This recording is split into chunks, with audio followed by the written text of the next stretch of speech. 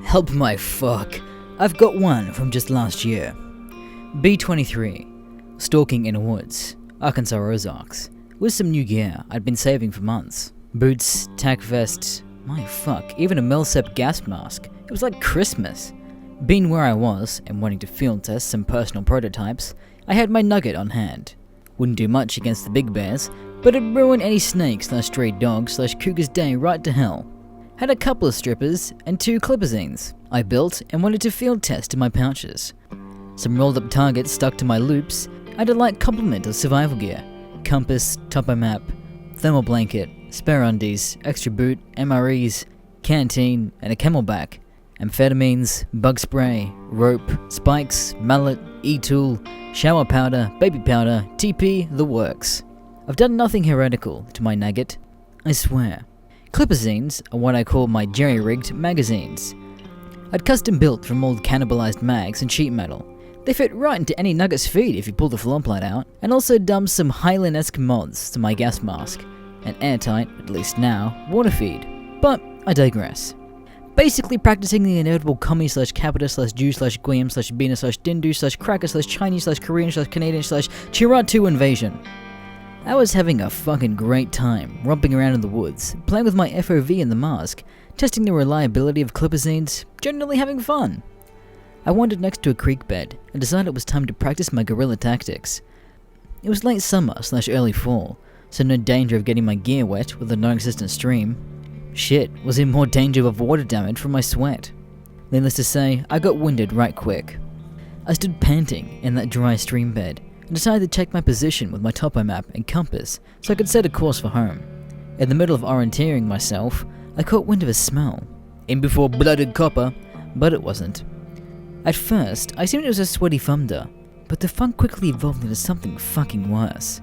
A dark undercurrent of rot, deep notes of animal musk, a bassy score of raw garbage punctuated with garlicly tempini, and a thick black score of something between a skunk and a rotting onion sludge, a symphony of stench. And drove the opening moment straight into the Scancer, because that shit was getting stronger. I went into straight operating mode, popped an addy from my pouch for extra focus, pulled the clipazine from my nugget, seemed to have been working fine, but if I was going to shoot something, I preferred not to have any risk of jamming. I gagged and nearly puked up that addy tab. The smell was that strong at this point. Whatever the source was, it was definitely mobile and getting closer. Fuck it. I pulled my mask up from around my neck and pulled it over my face. It helped slightly, but my fucking dumbass waterline wasn't 100% airtight around the joint. I walked cautiously and slowly along the creek bed, where the slope was the shallowest, listening for a twig snap or animal sounds from above.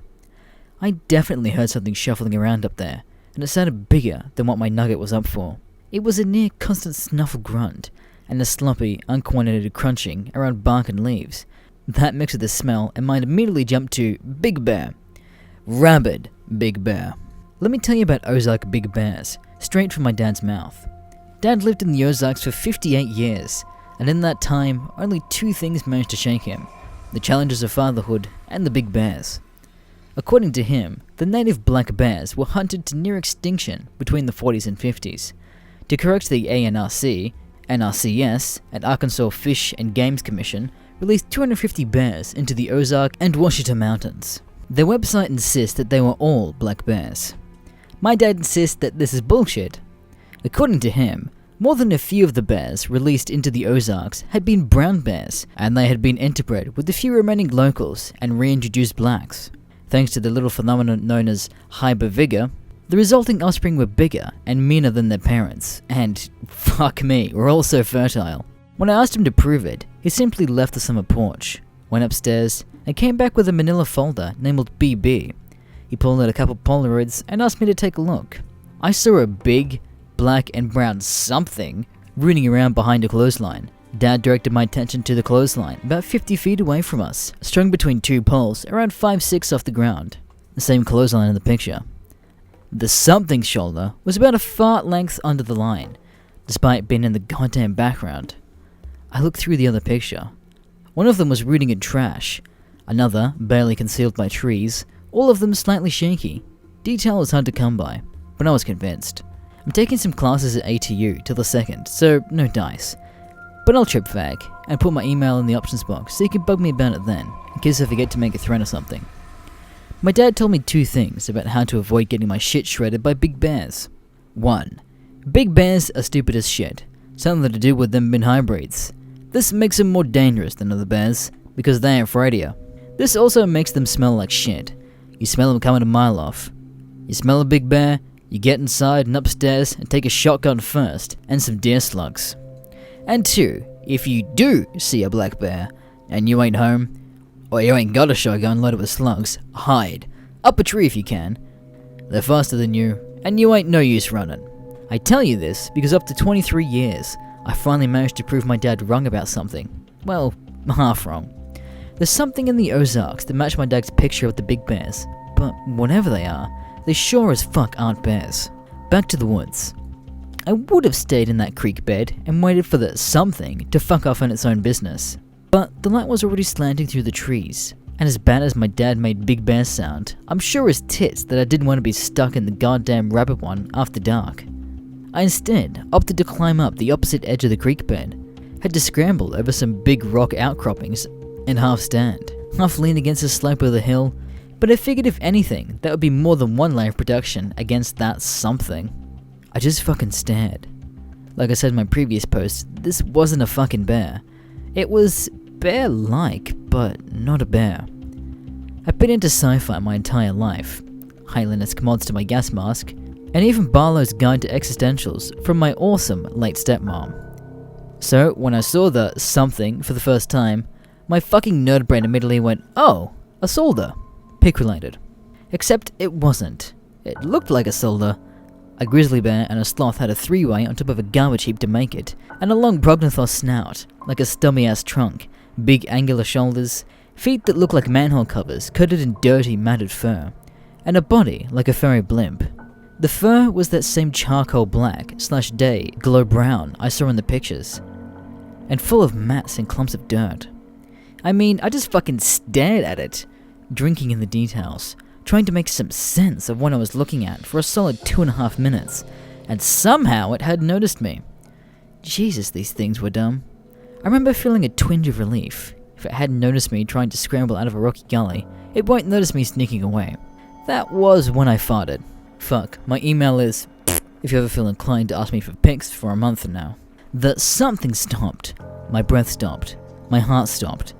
The only sound in these woods was my fucking heart echoing from the sound of my nose blistering under the something's odoriferous assault. Like slow-mo, the thing turned its head, looked back at me, sniffed the air, and stood up. It had been shuffling around, crunched low to the ground the entire time. What I had thought were its shoulder blades were its fucking elbows. It could tie its shoes without bending down, but its paws would probably crush its Air Jordans to bits. They were like trash can lids. It sniffed the air again, and it coughed/barked like it was asking me a question. Gorp. I swear on me mum, that's what it fucking sounded like. Gorp. Be me. Be dumb fuck who didn't listen to his dad.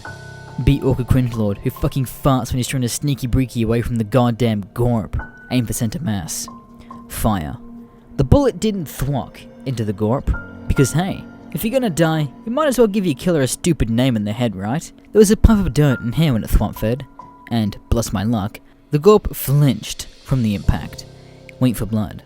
I guess the gorps are so covered in nasty flea-ridden hair mats that over the time their poor hygiene gives them a natural body armor because the thing didn't fucking bleed. And what it did do was rear up and gorth at me. A low growl that my colon decided was a warning because it was producing bricks enough to construct a barricade. I worked the bolt and fired another shot, this time at its ugly sloth/bear/elephant face. This time it thwacked, and so did the dirt a dozen feet to this fucker's left, because it ricocheted off its fucking skull! The gorp just stood there, staring at me, like it was too dumb to realize it could have just stood in the stream bed and grabbed me by the face while it pelted me with this useless bullet and shit myself. I yelled and fired a third shot in any direction at all, trying to scare it off. The gorp or gorth or big bear or whatever it was dropped to its all fours, lurched toward me, then did a 360 and shuffled away. It worked. I stood there until the sky turned from blue to orange before I snapped out and tactically retreated back home. When I got back, I told my dad everything. I probably should have mentioned him that I was visiting for a few days. Oops. Probably could smell the big bear on me. and it's no use lying to him. When I got to the part about the big bears really were, he refused to believe me. Then he got pissed at me. Then he locked the doors and camped upstairs for the rest of the visit. I had to fucking bring him beer from downstairs when he wanted to shoot the shit. The weird thing is, as scared as he was, and as weirded out as I was, seeing my dad as spooked as a kid who's seen a skeleton, I wasn't scared. I remember that very clearly. I wasn't scared. I guess you could say I was too interested to be scared. If I wasn't scared, I would have just bolted. Probably be typing this from an inside a year-old gorp turd. If I had to guess, it'd probably be that fucking Adderall I had pumped. Well, Kay, you probably stopped reading 2 posts ago, and that's how I met a gorp and lived.